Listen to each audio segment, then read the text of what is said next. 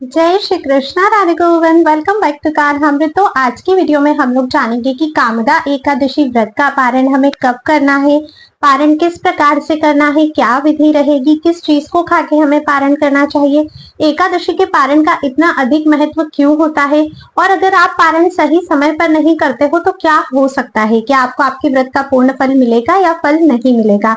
सर्वप्रथम आप सभी को आज कामदा एकादशी की अनंत और अनंत शुभकामनाएं। आई होप आप सभी का कामदा एकादशी का व्रत बहुत अच्छे से चल रहा होगा और भगवान के नामों का स्मरण भी आप अवश्य ही कर रहे होंगे। अगर अभी तक आपने एकादशी व्रत की कथा नहीं सुनी है तो डिस्क्रिप्शन बॉक्स में लिंक दिया गया है, जल्दी से एकादशी व्रत की कथा भी सुन लीजिए।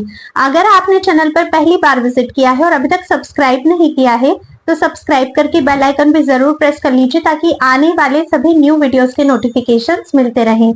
चलिए इस वीडियो को शुरू करते हैं। देखिए, पारण के बारे में आगे बात करने से पहले मैं आप लोगों को उसका महत्व बताना चाहती हूँ। इसके पीछे एक पौराणिक कथा भी है जो मैं ऑलमोस्ट आपको अपने हर वीडियो में बताती हूँ, क्योंकि काफी सारे नए नए सब्सक्राइबर्स हमारे साथ जुड़ते जाते हैं और जो पुराने सब्सक्राइबर्स है उनको तो इस बारे में पता है, पर नए सब्सक्राइबर्स को भी जानना बहुत अति आवश्यक है। बहुत शॉर्ट में मैं आपको बताती हूँ। ये कथा श्रीमद् भागवत की है, राजा अम्बरीश की कथा है। अगर आपने कभी भागवत जी सुनी होगी तो आपने कथा भी अवश्य ही सुनी होगी। एक बार राजा अम्बरीश ने साल की सभी एकादशियों का व्रत करने का संकल्प लिया था, जो कि द्वादशी युक्त एकादशी थी। हमें हमेशा द्वादशी प्रधान एकादशी का ही व्रत करना चाहिए। सभी एकादशी उन्होंने बहुत अच्छे से करी। जब उनकी आखिरी एकादशी के पारण का समय था तब उन्होंने काफी सारे ऋषि मुनियों संतों को बुलाया, बहुत बड़े बड़े यज्ञ उन्होंने करवाए। सारी चीजें हो चुकी थी, अब बस पारण ही उन्हें करना था। तभी उनके यहाँ पर ऋषि दुर्वासा का आगमन होता है। वे ऋषि दुर्वासा की बहुत आओ भगत करते हैं और उन्हें भोजन पर निमंत्रित करते हैं। ऋषि दुर्वासा को अपने स्नान आदि कार्यों के लिए जाना था, वे वहां चले गए। उन्होंने कहा कि वहां से आकर फिर हम लोग भोजन करेंगे। राजा अम्बरीश मान गए क्योंकि उनके पारण का कुछ समय बाकी था। ऋषि दुर्वासा जब नदी किनारे अपने स्नान के लिए गए तो वहां पर उन्हें लग गई समाधि और वो समय से नहीं आ पाए। अब इधर राजा अम्बरीश के पारण के सिर्फ कुछ ही क्षण बाकी थे। वे बहुत परेशान होने लगे कि मैं ऋषि दुर्वासा को बुला चुका हूँ, उनके आए बिना मैं भोजन भी नहीं कर सकता, पारण भी मुझे करना जरूरी है क्योंकि मैंने एकादशी का व्रत किया, नहीं तो मुझे पूरे फल की प्राप्ति नहीं होगी।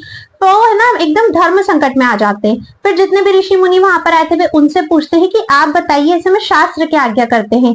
अब देखिए, राजा अम्बरीश जो है वो सभी एकादशी का जो व्रत है वो निर्जल किया करते थे।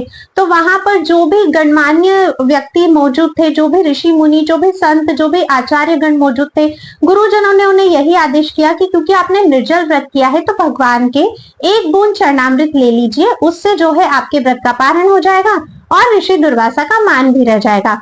राजा अम्बरीश रेडी हो जाते हैं और राजा अम्बरीश एक बूंद से अपने व्रत का पारण करते हैं। जैसे ही जल की वो एक बूंद ग्रहण करते हैं, समाधि में ही ऋषि दुर्वासा को पता चल जाता है कि इन्होंने अपने व्रत का पारण कर लिया। और ऋषि दुर्वासा के क्रोध को तो तीनों लोग जानते हैं। वहीं से ऋषि दुर्वासा समाधि त्याग कर भागे भागे आते हैं और राजा अम्बरीश को आकर श्राप देने लगते हैं कि तुम इतना भी सब्र नहीं कर सके कि तुमने मुझे आमंत्रित किया तो तुम रुक सको, तुमने जल भी ग्रहण कर लिया। और अपने सिर से ऋषि दुर्वासा एक जटा निकालते हैं जिसमें से कृत्या नामक दैत्य निकलता है। उसे ये आज्ञा करते हैं कि वो राजा अम्बरीश को वही की वही भस्म कर दे। अब समझिएगा, राजा अम्बरीश कोई साधारण व्यक्ति नहीं है, वो भगवान श्री हरि विष्णु के परम भक्त है। उन्होंने पूर्ण समर्पण से भगवान की भक्ति की और जब भी भगवान का कोई सच्चा भक्त किसी मुसीबत में होता है तो भगवान प्रतीक्षा नहीं करते हैं। पर यहाँ पर क्या हुआ, भगवान तो नहीं आए, उनसे पहले उनका सुदर्शन चक्र आ गया। आते ही सबसे पहले उस कृत्या दैत्य का विनाश किया और पड़ गया वो फिर ऋषि दुर्वासा के पीछे। अब ऋषि दुर्वासा तीनों लोक में भाग रहे, सुदर्शन से कोई नहीं बचा पा रहा। ब्रह्मा जी के पास जाते हैं, वे भी मना कर देते हैं। भोलेनाथ के पास जाते हैं, भोलेनाथ को थोड़ी दया आ जाती है क्योंकि वो है ही भोले। वो कहते हैं कि आप श्री हरि विष्णु के पास जाइए क्योंकि उन्हीं का सुदर्शन है, तो वही आपकी रक्षा कर सकते हैं। ऋषि दुर्वासा भगवान विष्णु के पास जाते हैं, लेकिन भगवान तो अपने भक्तों की भक्ति के अधीन होते हैं। भगवान साफ इनकार कर देते हैं, अपने दोनों हाथ ऊपर कर देते हैं कि तुमने भक्त का अपराध किया है और जो भी मेरे भक्तों का अपराध करता है मैं तो उसे कभी क्षमा नहीं करता। हो सकता है तुमको राजा अम्बरीश क्षमा कर दे, जाओ तुम राजा अम्बरीश के पास जाओ। फिर भागे भागे ऋषि दुर्वासा राजा अम्बरीश के पास जाते हैं। राजा अम्बरीश के पास जाकर क्षमा याचना करते हैं। वो तो है भक्त। भक्त का हृदय बहुत ही कोमल होता है, वे उन्हें क्षमा कर देते हैं। सुदर्शन से प्रार्थना करते हैं कि वे ऋषि दुर्वासा को जो है वो जीवन दान प्रदान करे। सुदर्शन भी शांत होकर चले जाते हैं और इस तरह से ऋषि दुर्वासा भी प्रसन्न होकर फिर राजा अम्बरीश को जो है आशीर्वाद देते हैं। तो इतना महत्व है एकादशी के पारण का। अगर सही समय पर किया तो ही एकादशी के व्रत का पूर्ण फल प्राप्त होता है। अगर सही समय पर पारण नहीं किया तो फिर आपको आपके एकादशी के व्रत का फल प्राप्त नहीं होगा। आप सभी को ये कथा मैंने सिर्फ इसलिए श्रवण करवाई है ताकि आपको महत्व पता चल सके कि एकादशी व्रत का पारण सही समय पर करना कितना आवश्यक होता है। अब हम बात करते हैं कि इस बार हमें एकादशी व्रत का पारण कब करना है। तो देखिए, कामदा एकादशी आज है, व्रत का पारण हमें कल करना है। किस प्रकार से करना है? तो देखिए, द्वादशी के दिन यानी कि कल के दिन हमें ब्रह्म मुहूर्त में उठना चाहिए। वो समय जो कि सूर्योदय से 1.5 घंटा पूर्व होता है। स्नान आदि कार्यों से फ्री हो जाइए, भगवान की मंगला आरती कीजिए, तुलसी देवी की पूजा आराधना कीजिए, तुलसी देवी की परिक्रमा कीजिए, तुलसी देवी से प्रार्थना कीजिए कि वो आपको आपके भक्ति मार्ग में अग्रसर होने का आशीर्वाद प्रदान करे। भगवान को कुछ ना कुछ भोग अभी के लिए लगा दीजिए, क्योंकि लड्डू गोपाल की सेवा काफी सारे लोगों के यहाँ पर होती है, तो आप उन्हें दूध का या मेवे का भोग लगा सकते हो। उसके बाद देखिए, सुंदर रसोई आपको भगवान के लिए तैयार करनी है। जो भी अन्न पकवान आप लोग बना सकते हो अपनी रसोई में वो आपको बनाना है। काफी सारे लोगों का मानना होता है कि हमने दशमी तिथि से ही चावल का त्याग किया है, तो एकादशी व्रत का पारण चावल खाकर ही करना है। मैं आपको आगे बताऊंगी हमें किस चीज से पारण करना चाहिए। लेकिन देखिए, किसी भी चीज को एकदम जरूरी लेकर मत चलिए। समय के अनुसार, परिस्थितियों के अनुसार हमें बदलना पड़ता है। कितने ही सारे ऐसे लोग हैं जिनके पास चावल की व्यवस्था ही नहीं है, पर वो एकादशी का व्रत करते हैं। तो इसका मतलब ये थोड़ी है कि उनका व्रत पूर्ण नहीं होगा अगर उन्होंने चावल खाकर पारण नहीं किया है। तो समझो, पारण हमेशा भगवान के प्रसाद से किया जाता है ना। मैं आपको आगे इस विषय में और बताऊंगी, पर हाँ, ये भ्रम मत रखिए कि चावल से ही पारण हमें करना है, कुछ भी हो जाए, ऐसा नहीं है। ठीक है। अब भगवान के लिए सुंदर रसोई बनाई, भगवान को भोग लगाइए। जो भी प्रेम से आप भगवान को, जो भी भगवान ने आपको दिया है, प्रेम से बनाइए और भोग लगाइए।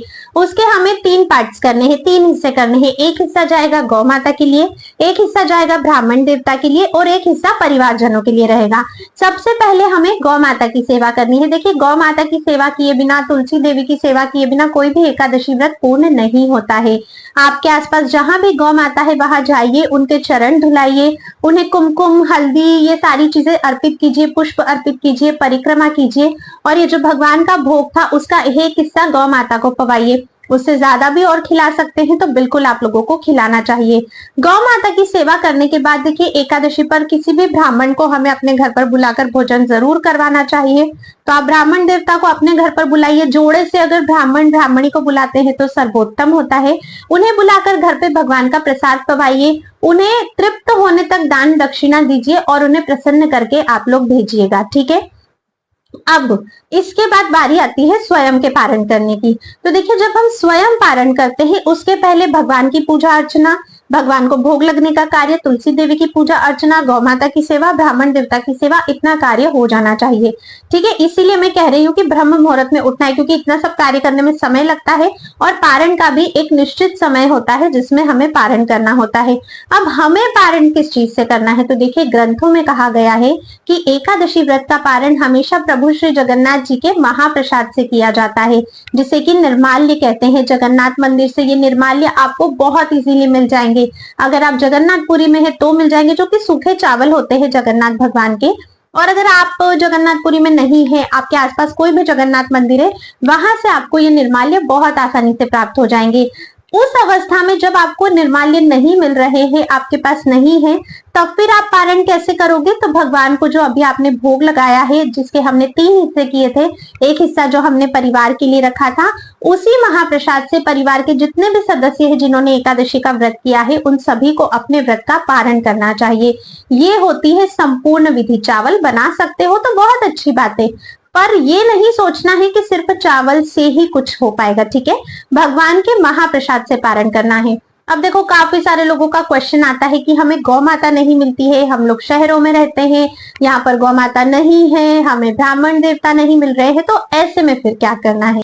सबसे पहले, अगर गौ माता आपको नहीं मिलती, देखिए शहरों में भी आप रहते हो ना, हर शहर में गौशाला अवश्य ही होती है, हो सकता है आपके घर से थोड़ा दूर हो।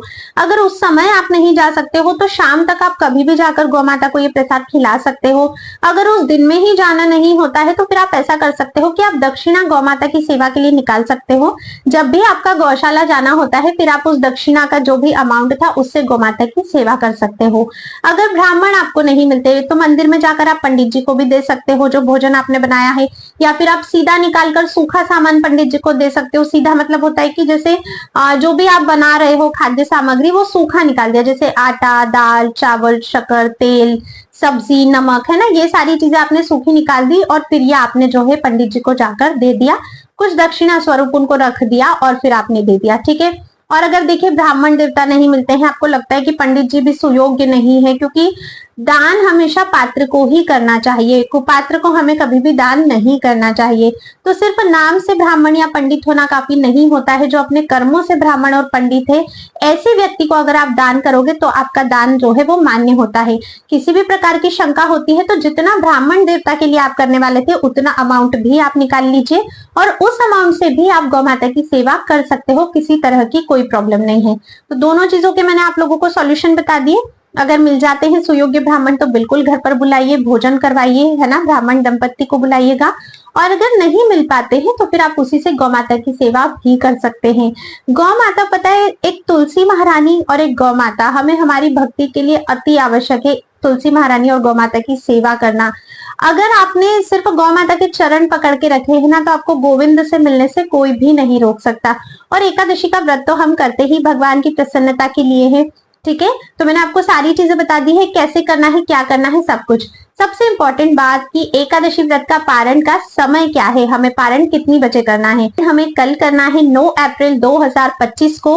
पारण का जो समय रहेगा वो रहेगा सुबह 6:05 से लेकर सुबह 9:35 तक। ये जो समय मैं आपको बता रही हूँ ये ब्रज वृंदावन के अनुसार है। जब भी हम भगवान श्री कृष्ण की आराधना करते हैं, उनकी पूजा भक्ति करते हैं, हमेशा हमें ब्रज के अनुगत्य में ही करना होती है, ब्रज के परिकरों के पीछे करना होती है।